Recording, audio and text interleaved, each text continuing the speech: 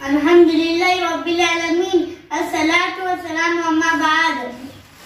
मोहतरम सामईन, हम सब के यहाँ जमा होने का मकसद जश्न यौम जमहूरिया है, जो हमारे मुल्क का कौमी त्योहार है। 15 अगस्त 1947 को हमारा मुल्क अंग्रेजों की गुलामी से आज़ाद हुआ। आज़ादी के बाद मुल्क का दस्तूर बनाने के लिए दस्तूर साज कमेटी बनाई गई। इस कमेटी ने भारत का दस्तूर बनाया। ये दस्तूर 26 जनवरी 1950 से अमल में आया। इसलिए हम 26 जनवरी बड़ी धूमधाम से मनाते हैं। इस दिन सरकारी दफातर और स्कूलों में परचम कशाई की जाती है। सचमुच 26 जनवरी हमारे लिए बड़े फख्र का दिन है। मोहतरम सामईन, हमारे ख्वाबों का हिंदुस्तान वही होगा जो हमारे बुजुर्गों के ख्वाबों का हिंदुस्तान था। मोहतरम सामईन, हमारे ख्वाबों का हिंदुस्तान जिसके दर्रे दर्रे से हमें प्यार है, जिसकी मोहब्बत हमारे दिलों में भी है, जिसकी मोहब्बत हमारे नबी सल्लल्लाहु अलैहि वसल्लम को भी थी। जब मक्का से हिजरत फरमाते हुए हमारे नबी सल्लल्लाहु अलैहि वसल्लम ने इस पर आखिरी निगाह डाली तो फरमाया, तू कितना अच्छा शहर है, तू कितना महबूब है। अगर मेरी कौम मुझको तुझसे जुदा ना करती तो मैं तुझे छोड़कर कहीं ना जाता। मोहतरम सामईन, वतन की मोहब्बत ने हमें कुछ ख्वाब दिए हैं, जिसकी ताबीर हमारा मकसद जिंदगी है।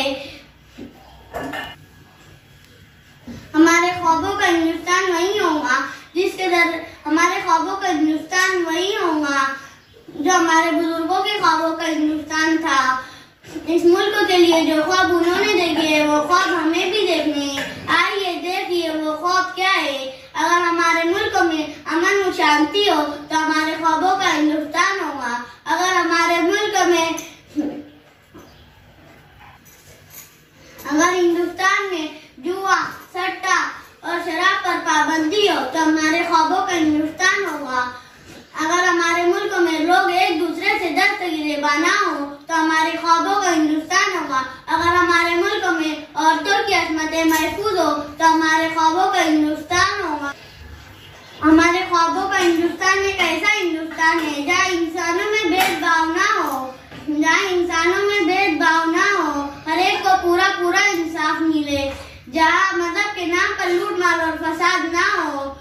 याद रखो, अब भी तुम गफलत की नींद में मस्त रहोगे तो हर्फ गलत की तरह मिटाए जाओगे। तुम्हारा कोई पुरसा नहीं हाल ना होगा, तुम हलाक कर दिए जाओगे। इसके लिए सबसे पहले हमें अपने आप को बदलना होगा, अपने घर, अपने माहौल और अपने समाज को बदलना होगा। ये जब हमें दुश्मनों से नहीं बल्कि अपने आप से लड़नी होगी।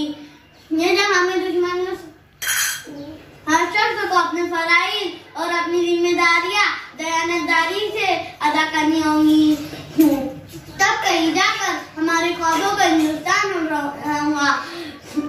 न समझोगे तो मिट जाओगे हिंदुस्तान वालों, तुम्हारी दास्तां तक न रहेंगी दास्तानों में। अस्सलामु अलैकुम व रहमतुल्लाह।